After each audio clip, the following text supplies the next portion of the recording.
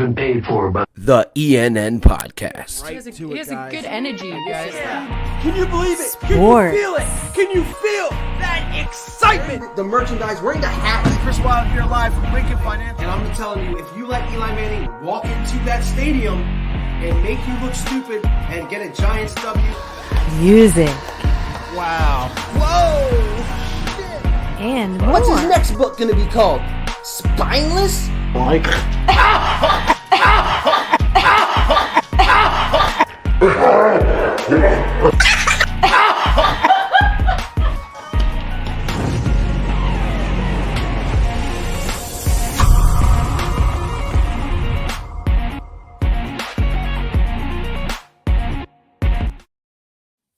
What's up, everybody? Welcome back to the ENN podcast, live from the studios here at Bar 4133.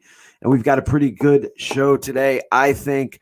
Obviously, we are less than a week away from the NFL draft, the 2021 NFL draft. I'm absolutely psyched. My favorite time of the year.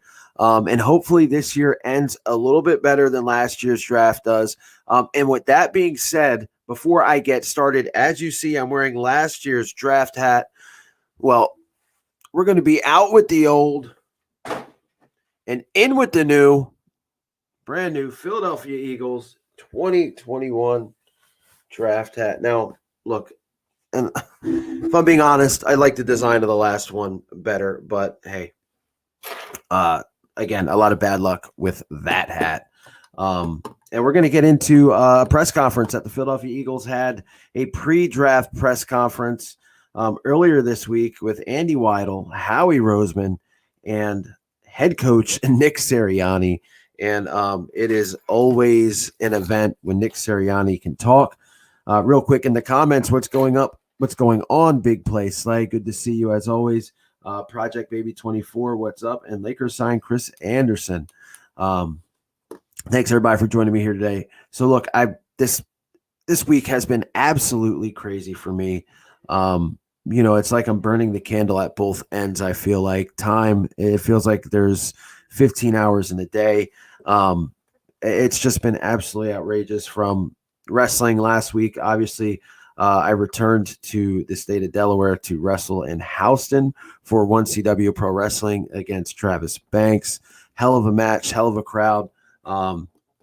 It was really great to get back into the ring, even though I had to wrestle with a mask on due to COVID protocols. It was still pretty awesome to get back in there. The training that went into that. And of course, after that match, I get in my head sometimes. And, I wasn't happy with my body. So now I have to obsess on that, spend more time in the gym, and redo my diet. That has taken time as well.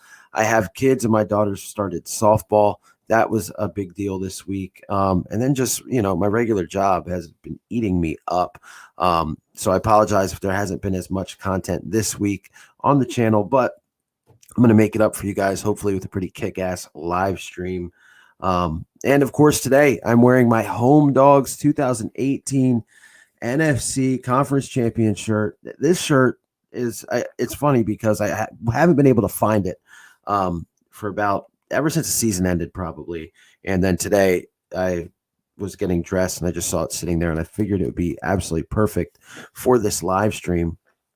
And there's a really good story behind this shirt. And it actually, if you guys have been to games, I'm sure this happens in every stadium, but definitely in Philly, you've got guys that make T-shirts. They sell them in the parking lots. Same guys that scalp tickets. It's a hustle for those guys. So I've always gotten shirts at games. I mean, they're cheap, $10, $15 at the most. And I got this shirt in the parking lot of the Wells Fargo Center, which is where the Flyers and the Sixers play, as you guys know. It's also the Wells Fargo Center also holds concerts and professional wrestling events. So back after the Eagles beat the Vikings that week, I had worked with WWE that week. They had the Royal Rumble on Sunday. It was the first ever women's Royal Rumble. It was a huge event for the WWE. And after the show, I'm leaving the stadium and, the fans are rabid. they're just as rabid as football fans.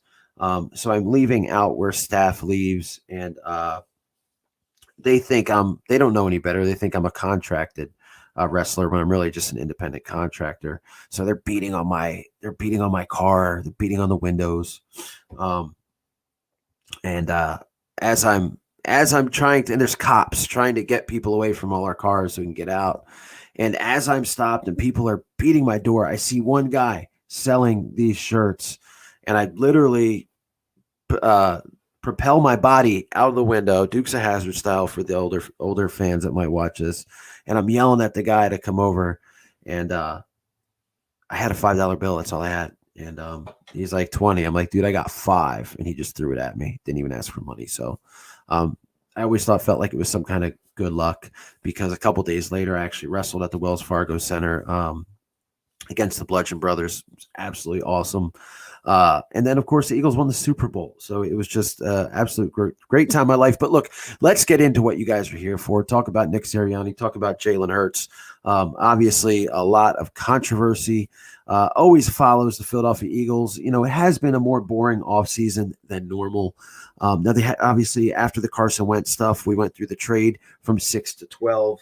And now it's just been speculation on what the Eagles are going to do. There have been some reports that they might try to move up for a guy like Kyle Pitts. I can't see him moving up for a tight end, but who knows? Or a quarterback, you know. And again, at this point, I have no idea what the hell Howie Roseman is going to do. But they did have the press conference. We're going to get into some clips right now. Let's get right into it. They start this press conference out where Howie Roseman starts talking about how good it is to have the scouts and everyone back together. First part about that is we're proud of our group of scouts and our front office who have contributed to our team. It hasn't always been perfect. The draft is an inexact science. I mean, when you look at hit rates throughout the draft and where you're picking, whether it's in the first round and going down less, and you look at the rest of the league, it's certainly an inexact science. We're constantly striving to do better. But at the same time, we have a lot of good players on this team who've been through those drafts and been part of the draft process. But this process this year with the coaches, with the scouts, has allowed us to really sit down and talk about a lot of these things and figure out the best way to maximize our 11 picks in this draft. Obviously, even looking forward to next year and already having 4 picks in the first 2 rounds. That's exciting. And we're really excited about the opportunity to add to this football team next week. Nick Sierra and then Tim McMahon. Oh, sorry. Yeah. Go ahead, Andy. I'd say what I've learned is that what I've touched on earlier is adjusting with the new coaching staff, and our staff is as well, and finding players that fit the program that Nick's establishing here. And how, I mean, we're an extension of the coaching staff, ultimately the scouts, and we want to go out and find the players that best fit this program. They're going to come in and hit the ground and go. And I think when you have alignment between that and like we had last week, you had a bunch of people talking about players, how they saw them, their viewpoint, and there's no ego involved. You're just trying to get the player right. And ultimately, that's what we're trying to do, is get the player right for the Philadelphia Eagles. And, we have that alignment and everybody's in sync, great things are possible. So if you're, as you see, a lot of boring speech out of Howie Roseman and Andy Weidel. Hold on, am I still okay? So Andy Weidel, if you guys don't know, basically was Joe Douglas's right-hand man. They both spent time together in Baltimore with the Ravens organization. He took over for Joe Douglas. I feel like they put him there because you got Howie, that's a nerd. You got Sirianni, who's that overly excited guy that people aren't really sure of. And now you got Andy Weidel, that's kind of the no-nonsense guy there. But I do hear great things about him. But again, he was around last year when that terrible draft happened. And with that being said, one of the questions that was asked were, what were the tweaks to this year's process? And here's how they answered that. That the first 2 picks last year weren't true to the scouting board that you guys had. Wonder what we should expect this year, and have there been any tweaks to the process? I think when you talk about how you arrive at a final grade, like you're trying to get obviously what the guys who've been on the road and done all the work done, and also get like what Andy talked about, the perspective of the fit and the vision from the coaching staff. Because at the end of the day, when they're on the field, they're the coaches, and the vision has to fit what they're looking for at each position. And so for us, going through that last week and being able to do that and having these guys in person next week, which we haven't had the scouts in the building since last February. Last February. I think that it's been a really good process. We're really excited about the conversations that we've had, the difficult conversations that we've had, and having open dialogue about some of the disagreements and how the fit is. And after that, we get back together and we talk about where those guys go on our board. So I think we're all on the same page here. We're all really excited for the opportunity next week.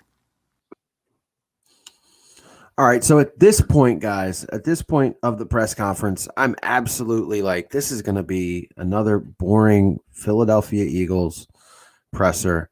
And then the magic happens and Nick Sirianni opens his mouth. Right now is just excited about the teamwork that we had throughout this process with the coaches, with the scouts, with our front office, and move for there to make sure that we have a tremendous draft this year. You know, the book hasn't been written on last year's draft either, so excited for those guys to get with Coach and his staff. Yeah, as far as being able to watch the entire draft class, that's the biggest difference, obviously, for me. You know, last year and the previous years, as a position coach or as a coordinator, obviously I was spending most of my time on the offensive side. And you know what was really great for me is when I was watching these defensive players, it kind of, for me, it was giving the perspective of an offensive coach on what I thought of the defensive player. And that's really what Howie had asked me to do when I was looking at defensive players. Hey, as an offensive coach, how would you game plan against this guy? Because I'm not trying to be an expert on something that I'm not. But I spent a lot of time watching defensive ends. I spent a lot of time watching corners in my career as a coach. So it was more about like, hey, here's how we would game plan against them. And as a result, I think that gave an opening, it kind of opened Jonathan's eyes about what I was seeing and how I would attack these players. And as a result of that, I actually got an idea of what I felt about offensive players, even a bigger view of what I had of thoughts of offensive players. Like as I'm watching corners, receivers are sticking out or not sticking out. All right. He can't contain himself. He's trying so hard not to be excited. He's trying so hard, but now you start to see the mannerisms. You start to see the real Nick Sirianni pop out. I'm watching offensive linemen.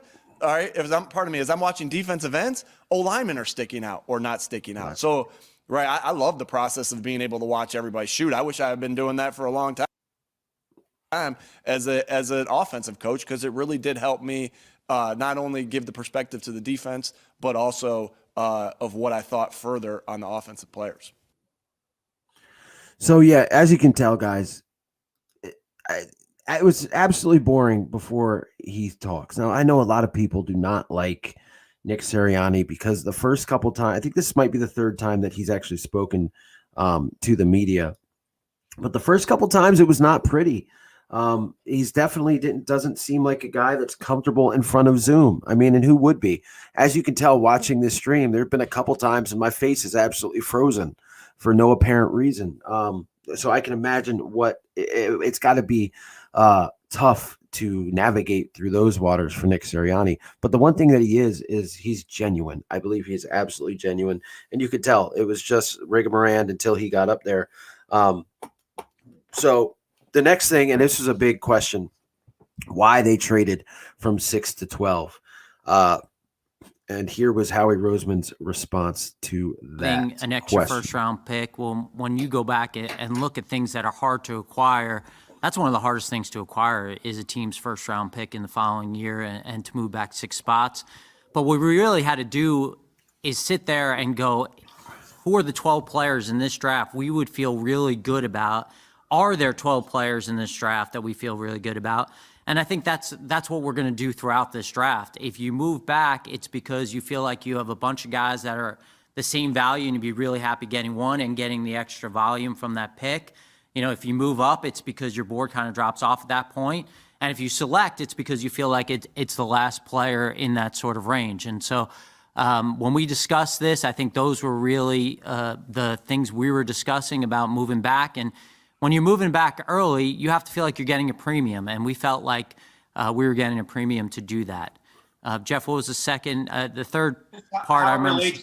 How it relates to the quarterbacks in that maybe you wouldn't have gotten one at number 6. And are we to take this as an endorsement of Jalen Hurts as the starter for next season?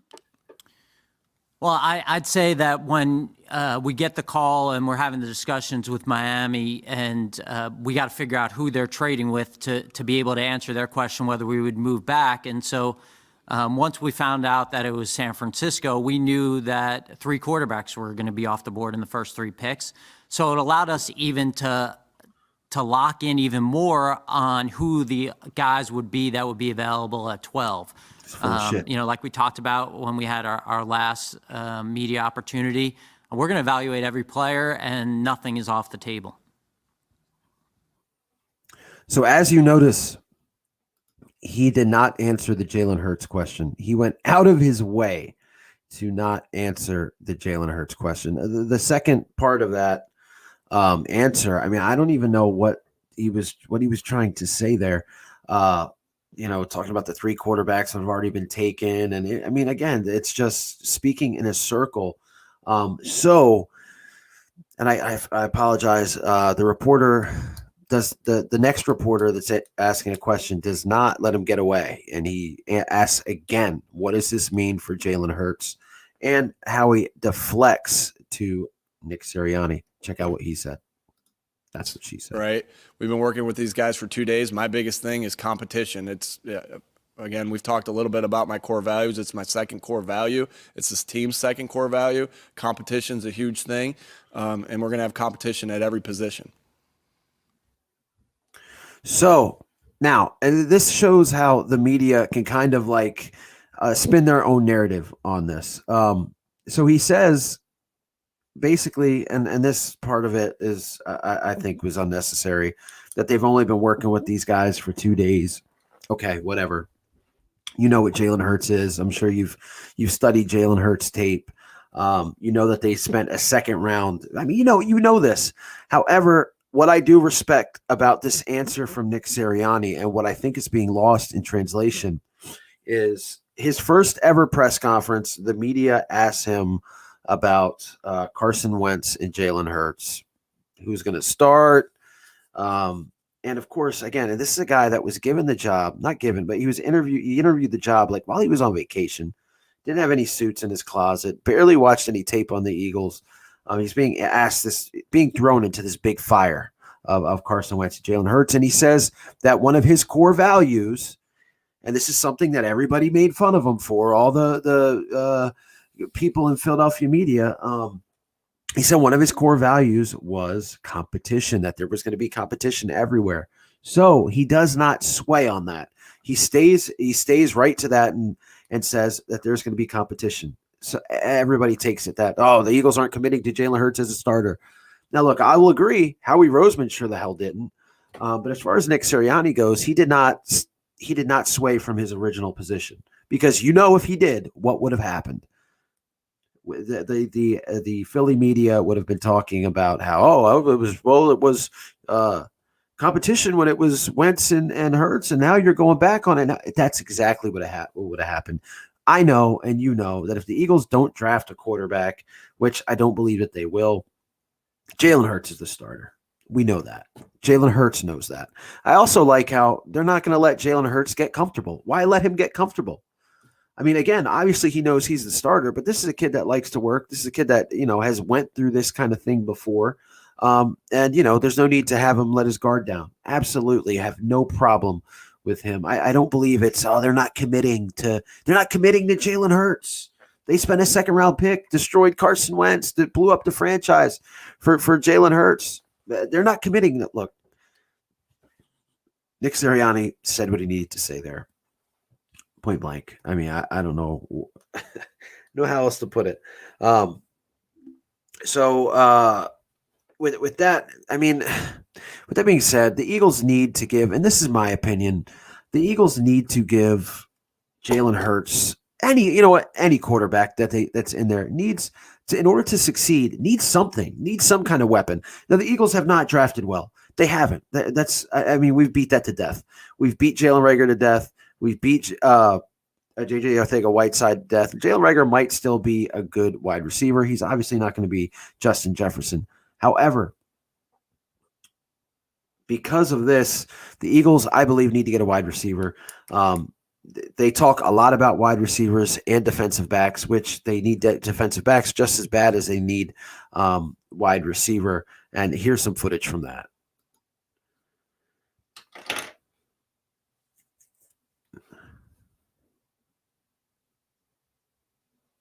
Maybe.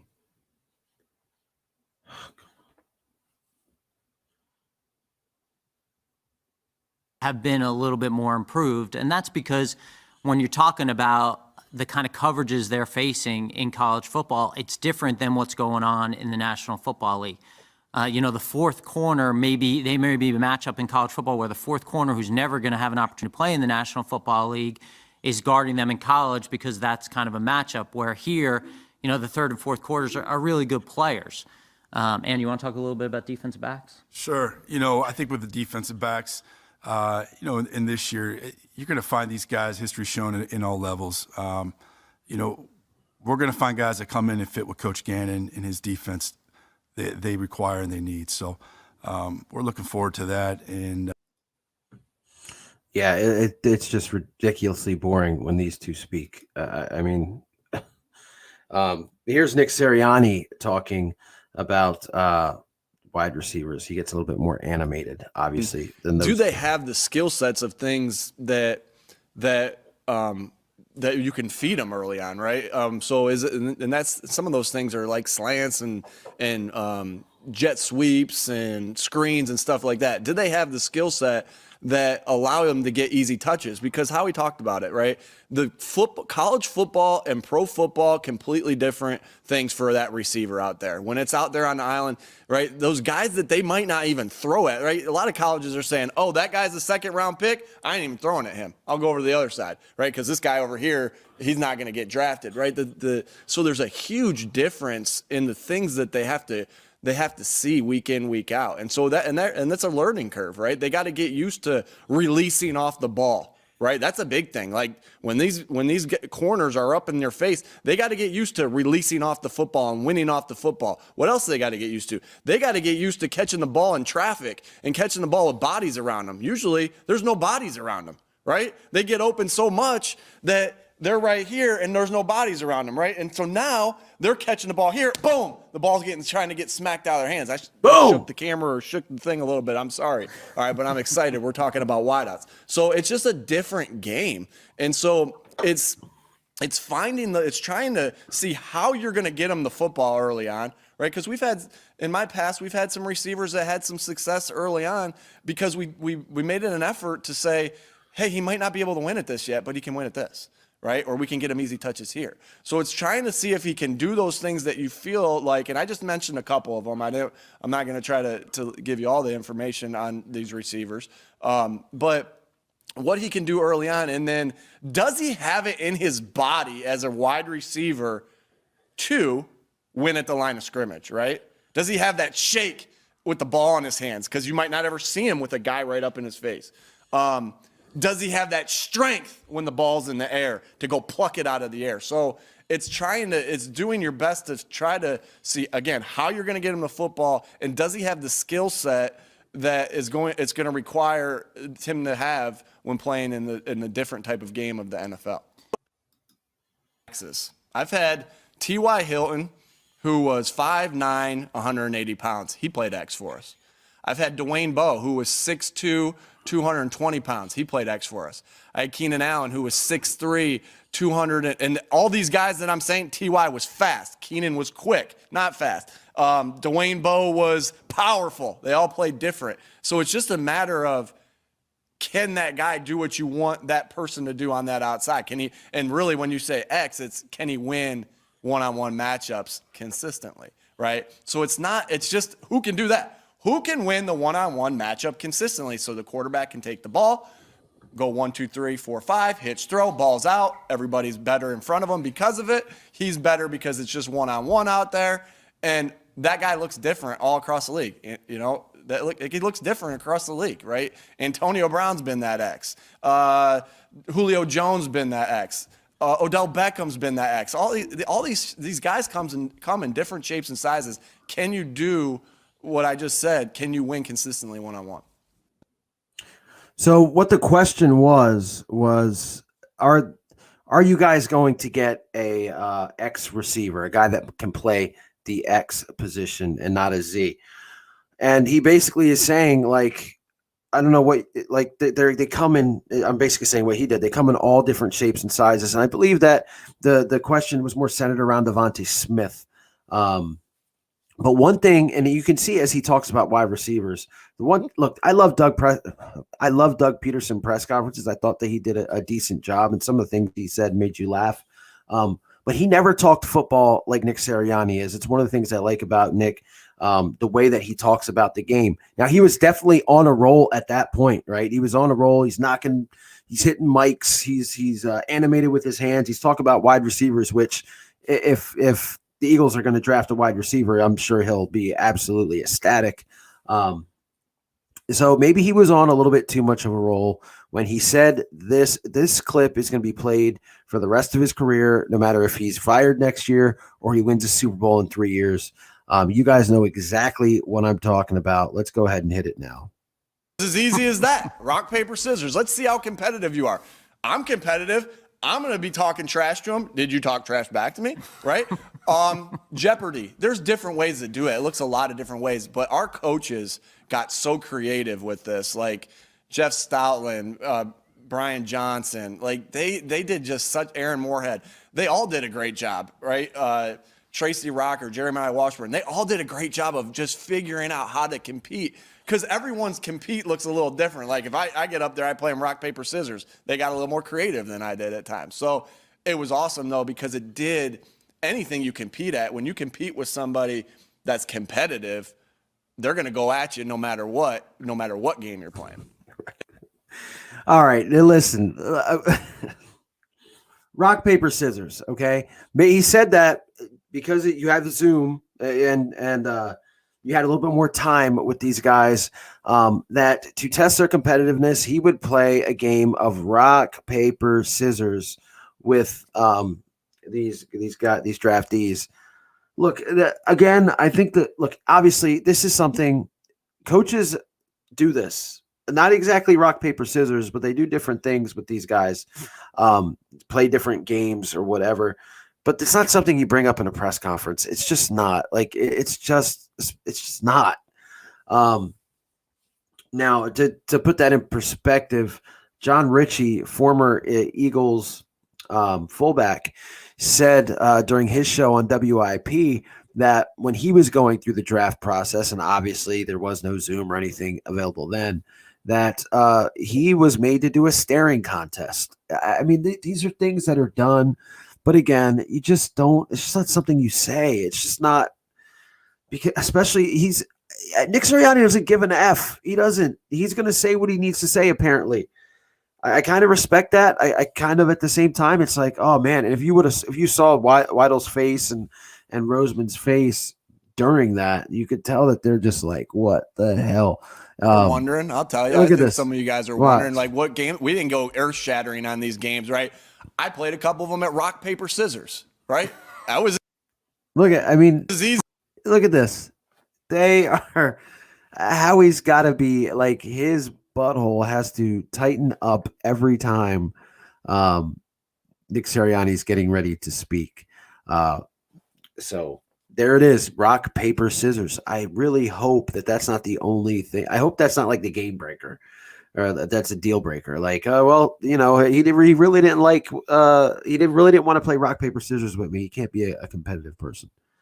So I got one more clip, guys. Yeah, I mean, again, not a real noteworthy press conference, but one of the things that we've talked about on this channel, as far as the draft goes, is why the hell Howie Roseman has never drafted a player from Alabama. I mean, there's been like 159 players from Alabama drafted, and not one of them has went to the Philadelphia Eagles. Here was his answer to that. And they're Alabama fans. So, I think we look at Alabama as a program that's incredibly well run. The NFL players that come out of there are ready to play and ready to go. And I know there's a lot of guys on our draft board that at the University of Alabama, not only in this draft, but in a lot of other drafts. So tremendous respect for Coach Saban and what they've done there. And we would be excited to have players from the University of Alabama. With regard to the defensive line class, time will tell. Time will tell with this class how good it is, how good it was. And I know this, just the history of the draft. You can find defensive linemen on all different levels.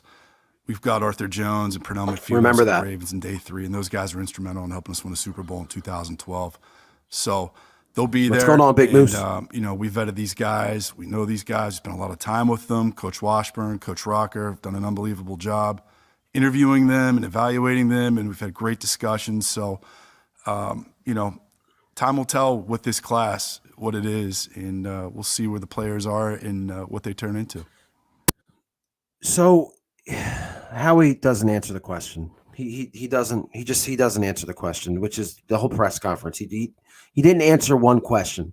Weidel talks about defensive linemen, and I'm scared to death that they're going to pick a DT at 12 or an end. We talk about Kwity Paye. We talk about the lineman from Alabama. I just please don't do that.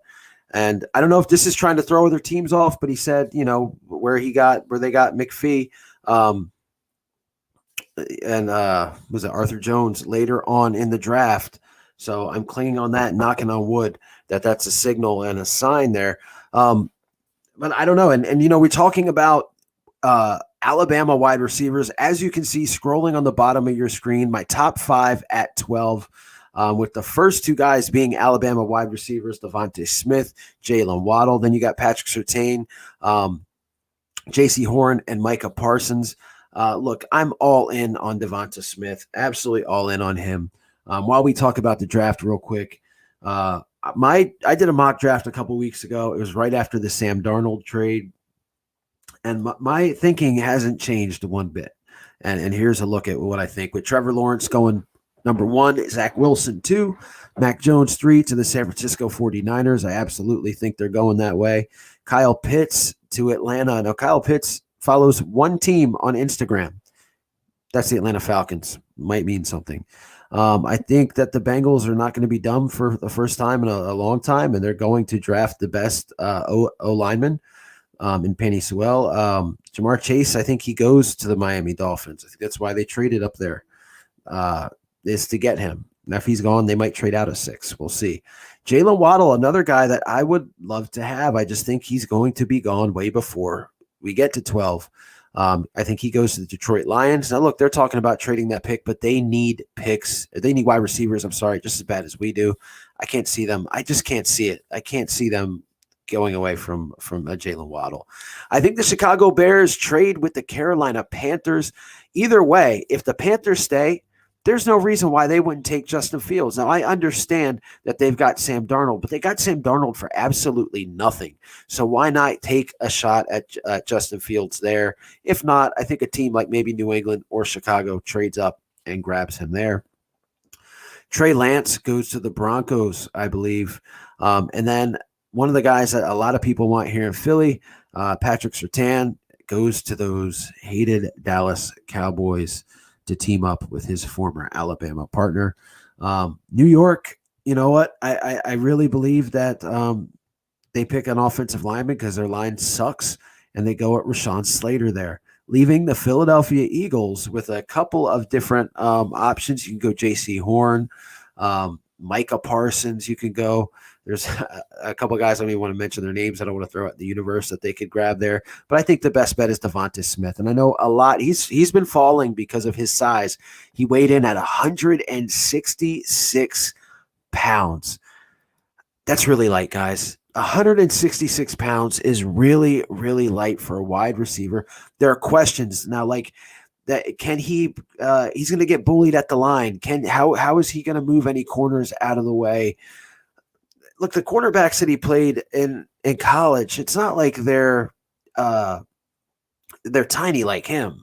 I mean, this guy is not just a great wide receiver. He is could be the best wide receiver in this draft. I know a lot of guys might laugh at that.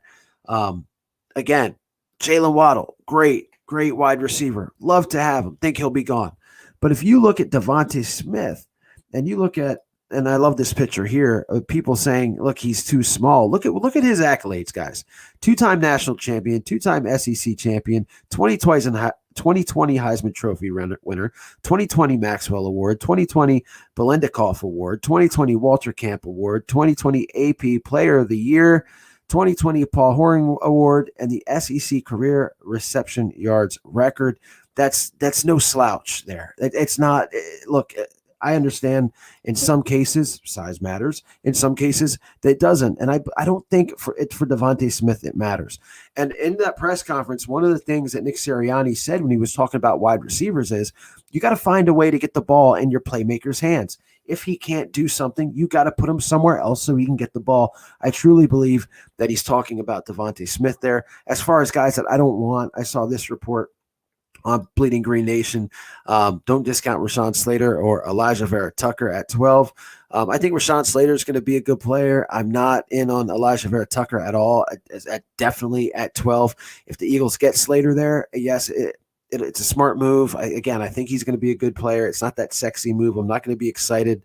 But I would rather them not go with either of these guys at 12. Devonta Smith, like I said, is my guy. Bring me Devonta Smith all day long. Rather him, or if they get Surtain or JC Horn, I will share almost the same amount of excitement. But man, and again, like, what do you have to know? Here's the thing: you have to know what you have in Jalen Hurts for next year, because if he's not the guy, you have to know. There can't be questions where he doesn't. Oh well, he didn't have any playmakers. That can't be a question.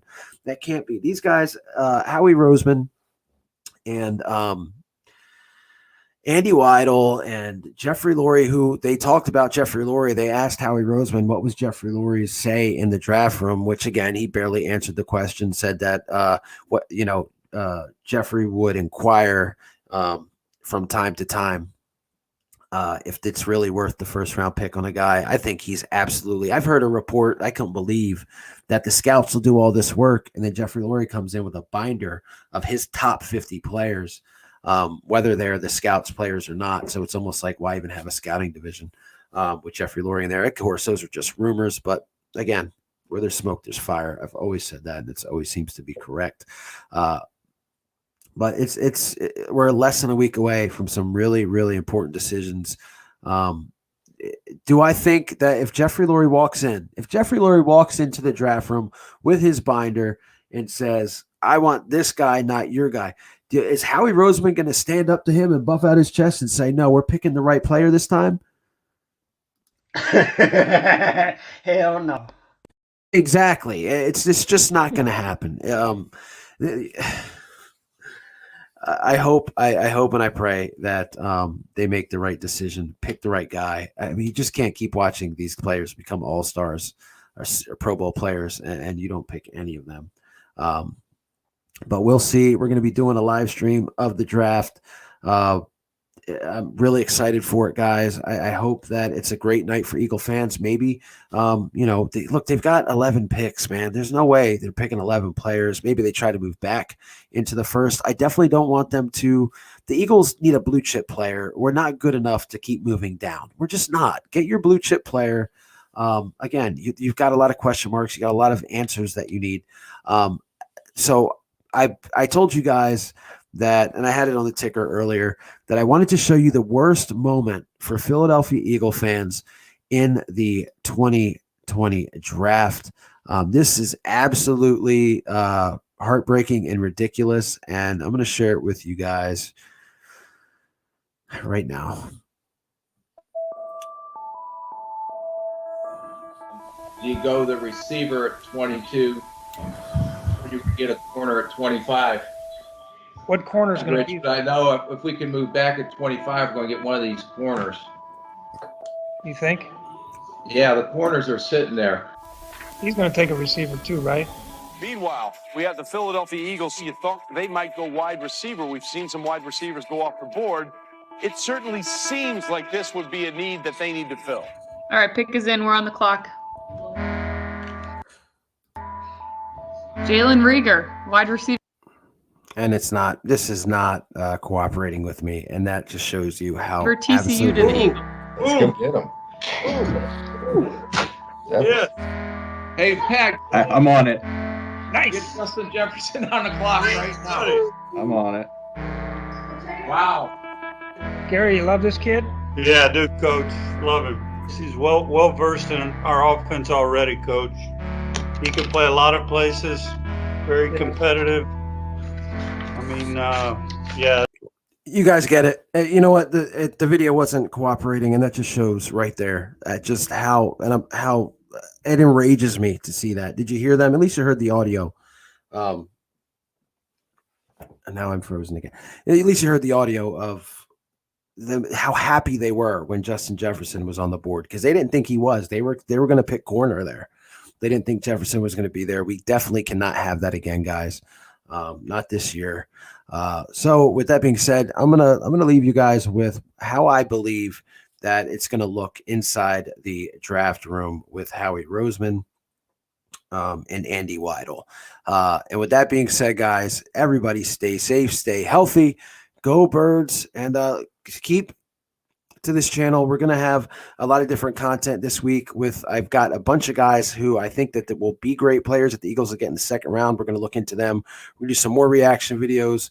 And I'm about to go watch Mortal Kombat after I leave here, probably do a review on that as well. But until then, here is Andy Weidel and Howie Roseman in the draft room. See you later, guys. We're going to lose our jobs. Well, calm down, because here's one thing that's not going to happen. What? We're not going to get fired. We're not, because we've already been fired. We've lost our jobs? Yeah. About 3 days ago, a couple pink slips came in the mail. One for you, one for me. So what did I do? I mailed them halfway to Siberia, okay? If we've lost our jobs, that means we've lost our health insurance, which means all of this was for nothing. God damn it, dude, I'm having a panic attack. I'm actually having a panic Will you attack. settle down and have another cup of coffee? I am, bro. All right, well, fine. You know what, Barney? Give this guy a cigarette. He's freaking out. Huh? Who? Barney. He's the guy who tipped me off to Pepe Sylvia. Barney? Who the hell is Barney? You don't see... Oh, shit. What the hell did he...